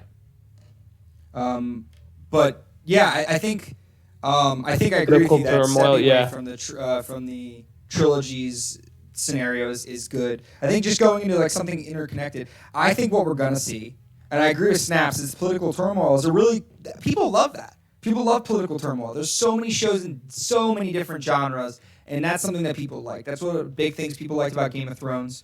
Was And that Kevin through that Spacey and into the action Star Wars together. universe. That's what I want. I want him playing a I character have a in the Star Wars feeling. universe. I have a feeling that will not happen. Something tells me that they don't want Kevin Spacey on Any properties Disney with property. children, where children watch. Yeah. Oh, jeez. That's That was a bad joke. that That was was a a bad dark one, yeah. joke. Something, It was really yeah. dark. That was a dark one. We got another dark. We like to end every topic with a dark joke, so something to really kill the. Here we go. At least when I'm here. That way you're At least ready. when I'm here. Yeah, well, that way you're ready to end that topic. You're like, all right, we can move on now. That's enough. And then we get right into the next one. No, actually, I think that we're going to see their plans after The Mandalorian and the Obi-Wan series. The next series we're going to see come out is going to be related to the High Republic. I think they're going to, once one movie succeeds in the High Republic, they're going to try to create I think you're right about they want to create their own MCU. I think that's going to happen in the High Republic. I think that's going to be because that's their sandbox. The one thing that the MCU has never had is a great video game. I mean, that you could say Spider-Man PS4 was good, but I mean, it wasn't an MCU game. Yep. And I think that Actually, I'll have you know that there were hints that the Sony Spider-Man game is tied to the Avengers game coming out, which some people are. But that game's going to be terrible. I've already called it. I think it's going to be terrible. Did you make a video on it yet? A brief one. I've touched on it okay. twice in a couple of my videos. I just talked about Wire games being delayed because we've had a lot of big game delays recently. So I just touched on, it was in 1 week, there were 3 major games delayed. And you've done The Last of Us 2? No, Last of Us 2 is still safe. Still safe, but it was delayed originally. It was moved. It was supposed to be out in like January, February. I think it's back into end of March. So it wasn't delayed recently, but it was delayed a couple months ago. But yeah, no, I think. But if you look at this, think back to 2005, and you look back and you think, okay, Star Wars Battlefront 2 had just come out. Revenge of the Sith had just come out. Battlefront 2 had come out recently. Lego Star Wars, the original one, had just come out. You have some of the best comics in Star Wars history. You have the original Clone Wars TV show, which, say what you will about it, it is poorly aged, but it introduced some really cool and powerful characters. Okay. And you had Star Wars was everywhere. It was on Skittles. It was on Mountain Dew. It was everywhere you looked with Star Wars. I don't get that feeling anymore. I don't see that anymore. Okay. Now it's when I go out to the mall, or if I go somewhere in public, if I go into GameStop, there's more Marvel stuff than there is Star Wars stuff. I'm not saying that that's necessarily a bad thing. I think that if you were to count up the fans of Marvel versus Star Wars, I would still think Star Wars has it, not because Marvel's made more money recently, absolutely, but because Star Wars is an older property. Yeah. So my grandparents have never seen a Marvel movie, but they've seen every Star Wars movie. My grandpa can barely get out of his recliner at home, but they got in the car and drove. My grandpa's blind in one eye and his vision's going in the other, and my grandma can't drive anymore. And they drove and went and saw Star Wars Episode 9. So like, people of all ages love Star Wars. Yep. And so that's the thing that it's always going to have over any other property is it's not the oldest, but the most successful of the pre-80s intellectual properties. Yeah, you're right. Yeah, sorry, you were saying something else. Just gonna say, I think the only one that could even rival it would be DC or Batman. Not necessarily DC as a whole, but Batman, because not because Batman's had great things recently. No, this is where Mr. Otter's gonna bring up which one is it? Which Batman is your favorite Batman? With Arnold Schwarzenegger's Mr. Freeze. Oh, Batman versus Robin. Batman's had some bad things, but if you go on the streets and ask anybody their favorite superhero, there would be between two of them. It'd be Captain America and Batman, and Superman and Spider-Man would be another two in there. We have to remember that Star Wars. We have Star Wars to thank for the MCU. People don't want to think that, but the reality is any big nerd franchise, like any big like pop culture franchise, like one like anything, not even just sci-fi, but like kind of fantasy in general, we have Star Wars to thank. Star Wars proved that those mediums, like those things, could succeed in media. He proved it. Before then, it was cinema didn't think to strive in that way. To make these like really fantastical stories. That kind of had you kind of put realism aside, kind of really explore this. I don't know. It just was something different. Like it kind of showed that we can explore those other worlds, and something totally different and unique. Though you could argue Wizard of Oz started before that, but whatever. I'm going with this. I'm bunkering down and saying that this really, I think Star Wars we have to thank in so many ways for the MCU. Here's what I want to do now. Do you have any other questions or topics you wanted to touch on Star Wars related? Me? Is that me, Pascal? Yes. I don't know. My big thing is I've always been a huge fan of the games, so I think that we could touch on the games, but I would actually rather see like maybe what chat wants to hear us talk about, or whatever you have planned next. Yeah, summary, some writers caricature underrepresented people groups. Caricature, that's a good word for it. Caricature. All right, so let's open it up. Let's have you guys start putting some questions in the chat so we can just kind of go through those. First one, I really don't want to talk about this one, but we're going to talk about it because it's the first one. What is your opinion on jizz music? Now, I'm not sure if you're aware, but there is a genre of music, i.e.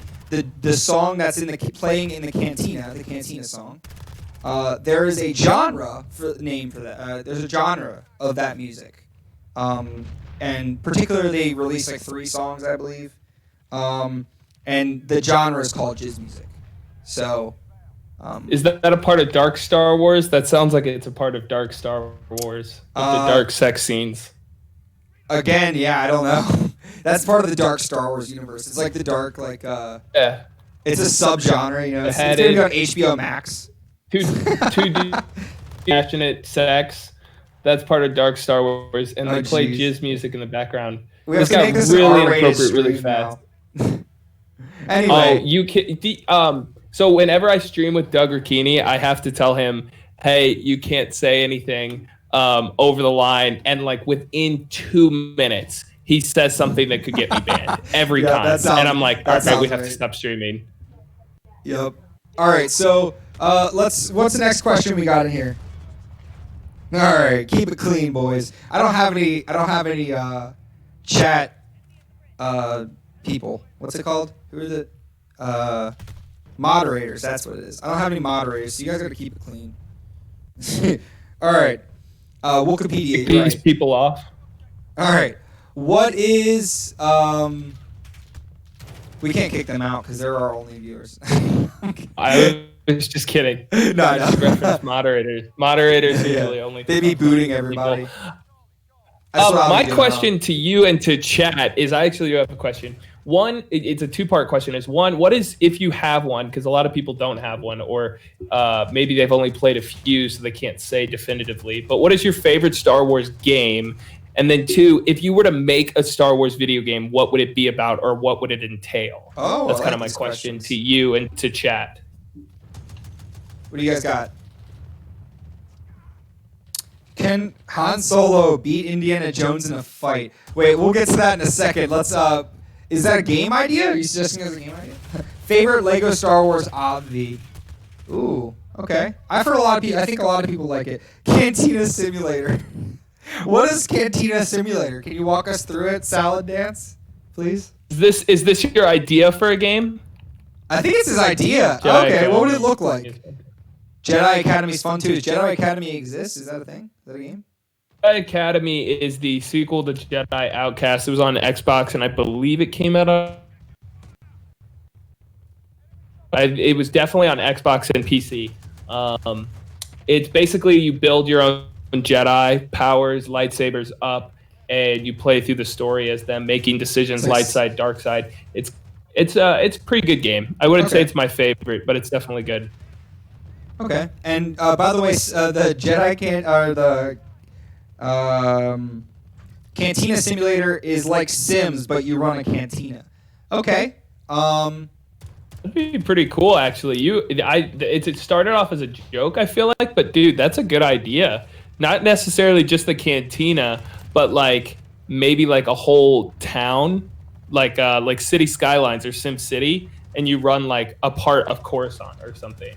Okay, that'd be pretty cool. But hear me out. I just had a great idea for a movie based on this. All right. Here it is. All right. This guy runs a lowly cantina in the slums of some city. Okay.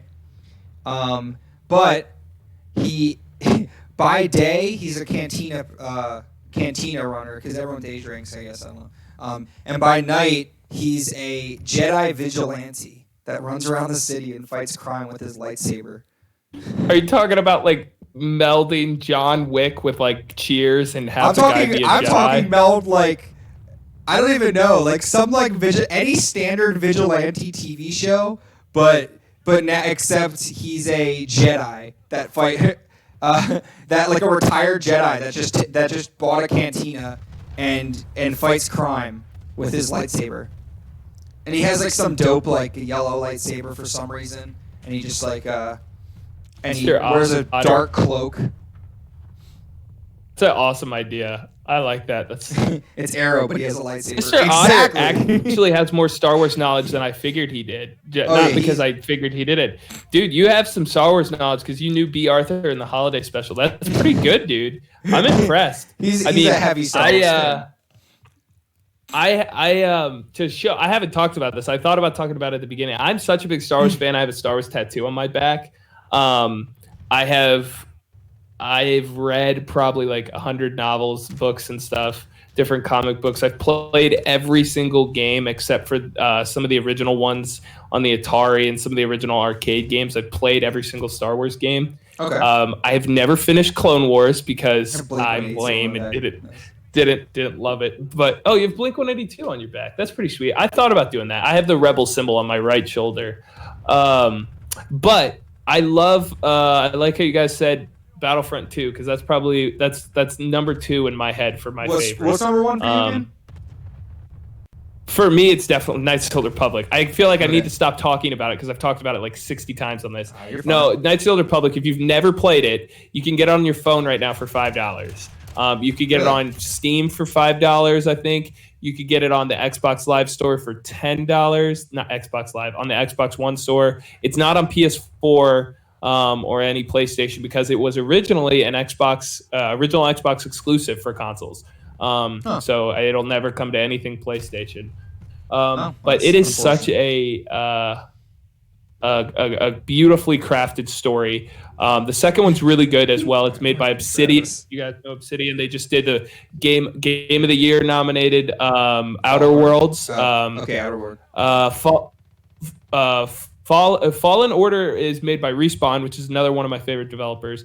All three of those were really good games. The Fallen Order is up there for me. On Suns Gaming, we have an Instagram page, and a while ago we did a what is the best like an elimination game. Right now we're running. Sometimes they get traction, sometimes they don't. But the Star Wars one got some decent traction. You're running our top 4 right now. Yeah, I'm trying to get a double dash to the victory.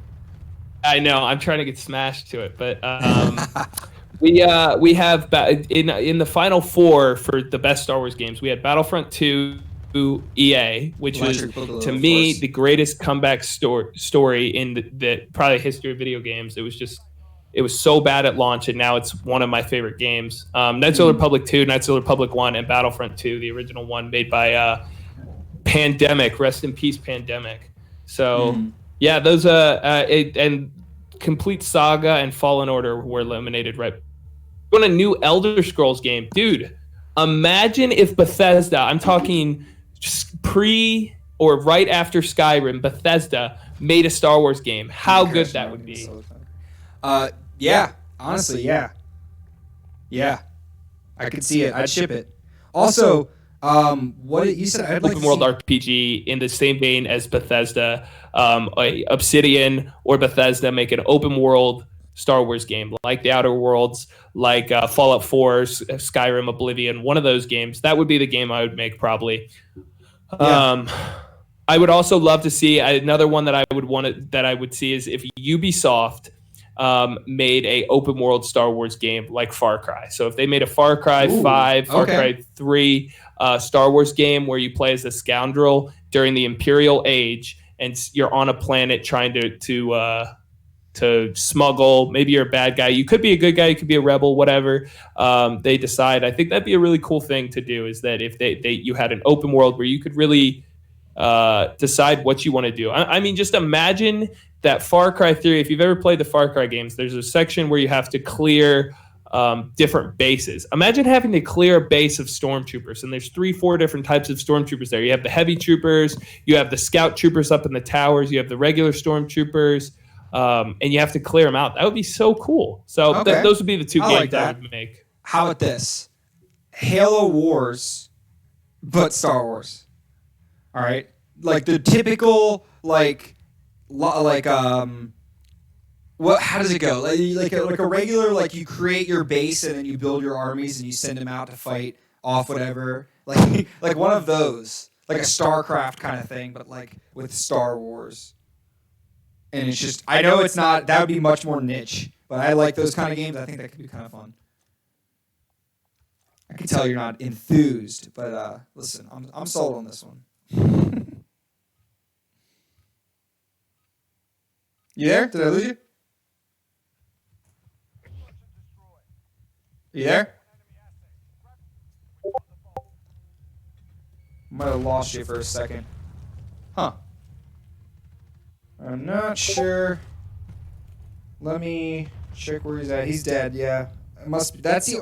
See, I find whenever you can't find somebody, that's the only logical explanation. I just assume anyone that I have is not in the room with me has died. So that's just how I live my life. It's a very sad life, you know. Yeah. So anyway, I think I don't know. I think it has potential. But anyway, here's the thing. What do you guys? How could you say that, Burke? Sorry, Salad Dance. You're Well, I guess the only reason I know you're alive is because you were put in this chat. Yeah, I'm just gonna move on like that. What do you guys think of that? Do you guys think that could be real-time strategy? That's the name of it. I'm trying to think of the name of it. All right, open Star Wars. I think that's a good one. Who's that? I'm working through Coder. I don't know what that Coder is. Alien hunting. Okay, here's an idea. So we already saw like the Mandalorian do a little bit of like hunting beasts. What if they did like a show or a game where it's kind of like you're a monster hunter, like you're like you travel the globe like stars and you're like hunting big game, like big monsters and stuff, right? Like that could be a cool game. All right, he's coming back. He got his mic unplugged, so he's just trying to get that fixed back up. Ewok dating sim. That could be fun. Okay. I'm trying to think. Isn't there a game that's kind of like that? Also, I'm thinking is Monster Seeking Monster on, which is that game on Jackbox Games. So maybe they put something like that, but Star Wars version where you're just Ewoks. So Monster Hunter. Yeah, Monster Hunter, but like Star Wars. That would be sick. That'd be so cool. Especially like, you could have like, maybe you could pick classes, right? And like some of the classes you could be like, you could be a Mandalorian or you could be a Jedi or you could be a Sith. And like, it depends on how like you want the storyline to go. I don't know. Like you could do like, other option. Okay. I don't know what time period this be set in. Pascal, did we get you back? Maybe not yet. Sometimes you hunt younglings. Okay, here's the suggestion. I don't know if there'd be any other classes, but maybe something like an MMO, a Star Wars MMO. I'm thinking something in the lines of like Elder Scrolls Online, where there's like the factions, right? And you have like different factions. Are you there? Hey, I can hear you. There we go. Okay, so for some reason Discord ruined it. I was really mad earlier when you were talking about because I was trying not to. I was trying to jump in with the Halo Wars thing, and I was like, "It's an RTS," and you were like, and you kept talking, and it sounded funky to me. And you were like, "Yeah, I can't figure." And I was like, "It's a freaking RTS," and then you were like, "I can't figure it out." I was like, "Burke, they've literally had like 5 different RTSs in the Star Wars world." And you kept describing what you wanted this game to look like. Yeah, and then I was like, dang it. And then I looked and I saw that my mic wasn't working, and I was like, okay. And then you go, are you there? And that's when it like dawned on me. And so then I had to go around and try and fix this, and it was some stupid problem on Discord's end. So anyways, I'm back now. I like your idea. You just hated it so much that you were just silent. You're like, oh, it was fine. It's a good idea. They've just done it.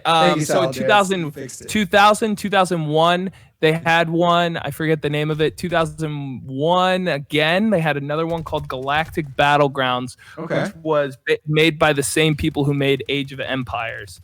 And then around 2006, 2007, they had one that was both land and space combat called Empire at War, which most people consider to be the definitive best Star Wars RTS. So they've had a few. They've had at least 3, maybe 4. But I think that they could be done better. Like a StarCraft one, if you did one like, who makes StarCraft? It's Blizzard. If Blizzard made a Star Wars game, made a Star Wars RTS, that'd be awesome. All right, StarCraft, but you do... it's basically StarCraft, but instead of Protoss, Terran, and Zerg, it's Jedi, or it's the Rebels, the Order, and then... Or no, not the Order. Why am I blanking? Someone help me. You hunt younglings. Monster Hunter would be awesome. Sometimes you hunt younglings. Yeah. What am I blanking on? Why am I blanking on the Rebels and what? The Empire? The Empire. Oh my goodness. I'm like, sorry guys. I'm apologizing on behalf of everybody. On all of. I'm just. You know what? I'm sorry, guys. It's fine. Rebels, it's fine. So you have the Rebels and the Empire, and then maybe like, is there any like third parties really, or is it just kind of like the two? I'm trying to think. I don't really. I mean, the Mandalorians are kind of you could do it a lot of different ways.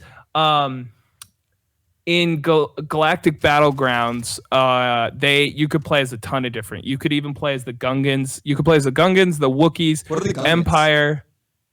Am I thinking Gungans? That's Jar Jar's race. Oh, okay, gotcha. On Naboo. You could play at. I mean, you could have a lot of different ways. I would say the best way to do it would have it be, if you're having 3 and you're basing it around the original trilogy, you could do Black Sun, which is, if you've seen Solo, that's what Darth Maul, the crime syndicate he runs. You could do a crime syndicate, and then you could have like a 4th group, which could be like the Mandalorians could be cool, but their resources were so low during the time of the Empire. Mandalorians, that'd be hard, but yeah. Misa called Jar Jar Binks. Who is Salad Dance, by the way, Burke? Who is that? Is that someone I know? They said I missed Pascal. Did you just miss my voice talking about Star Wars? I don't think he actually knows you. Oh. That's cool. So here's the thing. I have another idea. So I was just getting into it. Okay, an MMO similar to like I guess there's a lot of them, but Elder Scrolls, how like Elder Scrolls Online has like 3 factions, right? So you have 3 factions. You can travel across like planets, right? But then there's the PV, there's the PVE and then the PvP zones, right? That a lot of MMOs have, where it's like you're fighting monsters or you can fight other factions. Like there's certain areas where you can go to fight other factions. Those would be planets, okay? And the planets would be like, you'd have planets where they're like PvP zones where you can go and fight the other factions for control over those planets, right? And depending on like how much control you have, you may be able to get access to like certain special like vehicles, like ships and stuff like that. But the three factions are the Jedi, the Sith, and the Mandalorians. And there's like, and you'd have to find a time period where you could actually make that work. But like, you have those three factions. So if you're one of those factions, you're going to be a Jedi, you're going to be a Sith, or you're going to be a Mandalorian, and each of those has their own special perks and abilities you get to access to. And then basically, when you're in your own areas, you just do missions to become more strong, powerful. Maybe you like. You're cracking me up, dude. Dude, wouldn't that be? Is that something else that exists? Yeah, it's called the Old Republic. It's been around since 2011. It's probably the second or third most popular MMO. Dude, I need to get playing that.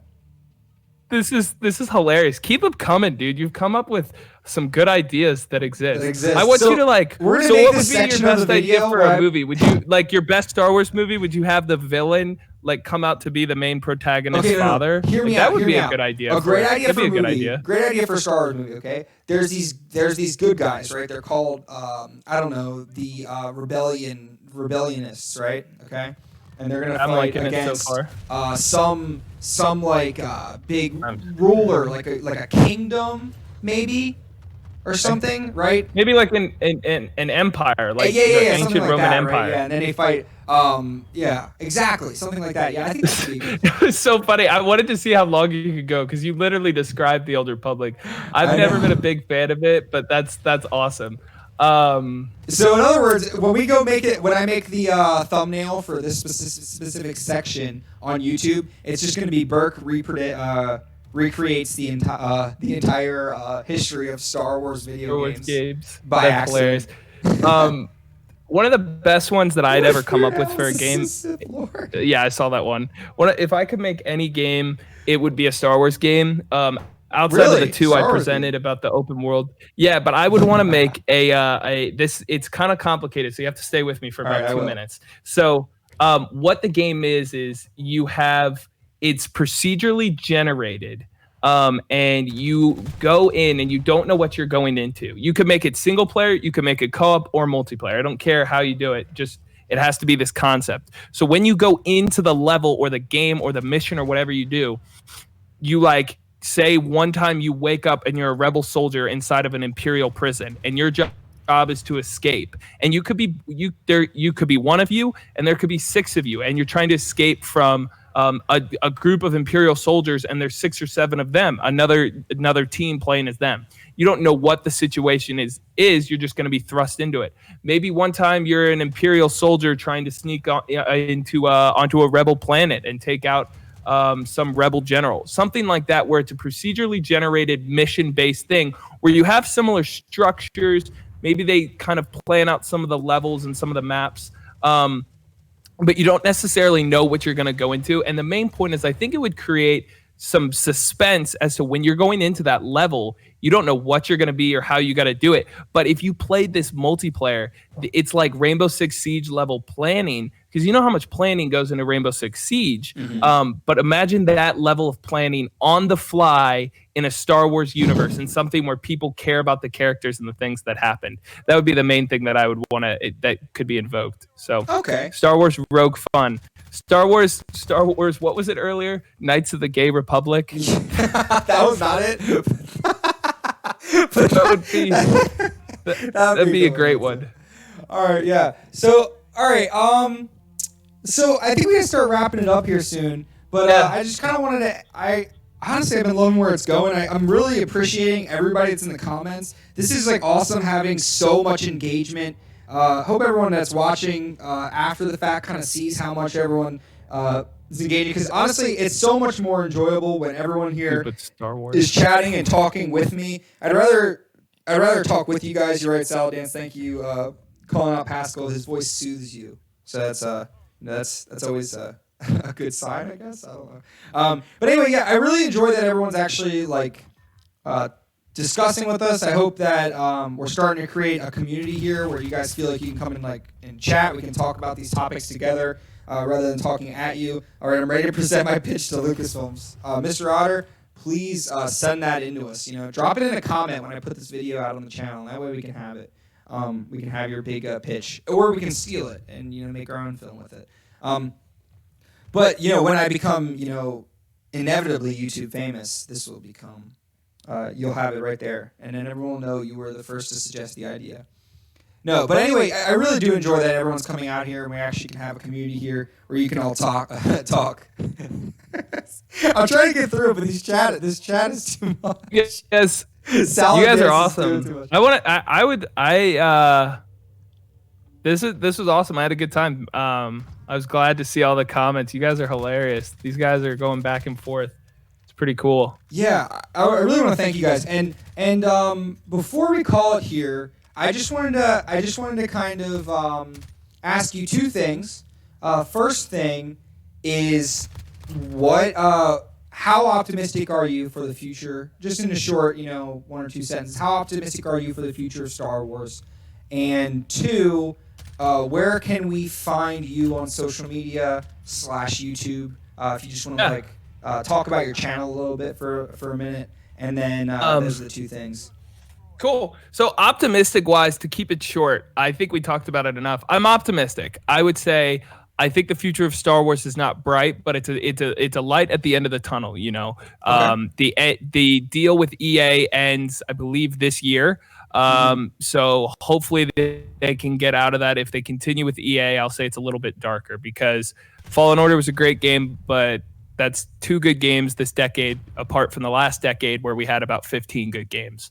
Okay. So a little dark on the gaming side if EA continues, but Disney Plus very bright, movies looking better because you can see the fan backlash of the last series. So I'd say it's bright, but it's not the center of this galaxy, core planet next to some of the major stars. We're maybe on Tatooine, a little bit distant, but we got the twin suns in the background on the horizon. We got Luke standing there. Maybe this guy can defeat the Empire of Disney, but we'll see. I like my analogies. And on social media, you can find me on Suns Gaming, which is on YouTube and Instagram. My Instagram game is weak, but it's getting better. YouTube is where I really thrive the most. I post almost daily on Instagram. YouTube is where my main passion is right now. I do love Instagram, and it's fun, but it's if you want to find us, I actually have knowledge about video games. I'm not gonna sit here and describe video games that already exist. So yeah, that's fair. I have that clear lack of Star Wars video game knowledge. If you're just to say about a quick thing about my channel is I've been doing, it's kind of been disorganized for a while. We'll do 1 week, we might do 1 set of videos where it's just a random list video about the best snipers in gaming, and then the next week it's going to be what is the greatest shooter of all time. Now it's a little bit more organized. So if you're an Apex fan, the first Monday of every month we post about Apex. We post an Apex video. About this week we're talking about theories that I have, things that I want to see for season 4. The second week of every month will be a series that's original to us. I tried to come up with an original series idea. Search for the greatest shooter of all time, and so we play through old and new games, and we review them and place them on a tier list of where we think they lie. So next week we're going to be covering Halo Combat Evolved. So I think if you guys could guess, that'd probably be towards the top of it. The week after that, we do our list videos. Our next list video is going to be my favorite sports games that I've ever played. And then the 4th week we do it's kind of a bonus one. We do gameplay. We'll do we're going to do an Apex gameplay this month because it's Apex month. Every time the new season comes out for Apex, we go a little crazy. Yep. And then we're doing some other things too. So we have a lot of different videos, but if you can tell by what I just said, mainly we are a first-person shooter channel. We mainly do first-person shooter videos. I love first-person shooters. I have since I was a kid. That's sad to say if you're a parent, but I've loved first-person shooters. So we do a lot of gaming on shooters. I know you, Burke, love Pokemon and sort of those games, but we love first-person shooters at Suns Gaming. Yeah, though actually I play Apex a lot. So yeah, check us out. I'm gonna be watching right now. I'm gonna be posting one later today, that Apex, and And oh, there we go. One of you just subscribed. So thank you, Salad Dance. That's very kind of you. He loves your voice. Get us up. Keep hearing more. So, dude, yeah, I really love your channel. I'm a big Apex fan too, so that's a big thing. And thank you again so much for being on here. And I think, you might, I don't know how big you are on like Pokemon stuff, but that's going to be a fun one tomorrow. If you watch the video, the YouTube video before promoting our stream today and tomorrow, you're probably aware that I got the days mixed up, and today was actually our Star Wars stream. Tomorrow is going to be our Pokemon stream. So if you want to go check that out, we're going to be playing tomorrow. We're going to be talking about Pokemon. Me and my guest Noah are going to be play testing Temtem, which is the MMO version of Pokemon that just came out on Steam. It's an early release. We're going to be playing that tomorrow, and basically I'm going to be giving you my first reactions. You're going to watch me pick my starter or whatever it is. We're going to be playing it through. I'm going to be giving you impressions, and then we're going to be talking about the future of Pokemon and whether or not it's a dead game or a dead franchise. But honestly, Pascal, thank you so much. Today was awesome. We got some really good chat, not just about Star Wars, but we also got to talk a lot about movie politics too, and kind of and that was unexpected, culture. But that was an interesting part of our conversation. I really enjoyed that. I'm excited about a lot of games this year. We'll have to have you on our channel and talk about some of the games that you're excited about for this year, because so it's a good year for gaming. It's a great year for Marvel. Great year for superheroes. More 2019 is what I'm talking about. But we'll see. We got some new consoles coming out this year. We've got Disney Plus now. We've got some good stuff going. So it's a good year to be a nerd, I guess. Yeah, I'm excited to keep doing stuff with you in the future. And I think we got the start of a good community here. And I definitely I've seen yours as too. So thanks. I want to thank you. I want to thank everybody here in the chat. Mr. Otter, I did not miss your Star Wars Rogue Fun thing. I will eventually, maybe that's just a topic of the next video. Who knows? I mean, that's a great topic. No, I'm sure everyone's seen it here. But I just want to thank you guys. And again, I want to hope that, like me, you are having an awesome day. And I hope to see you guys in the next video.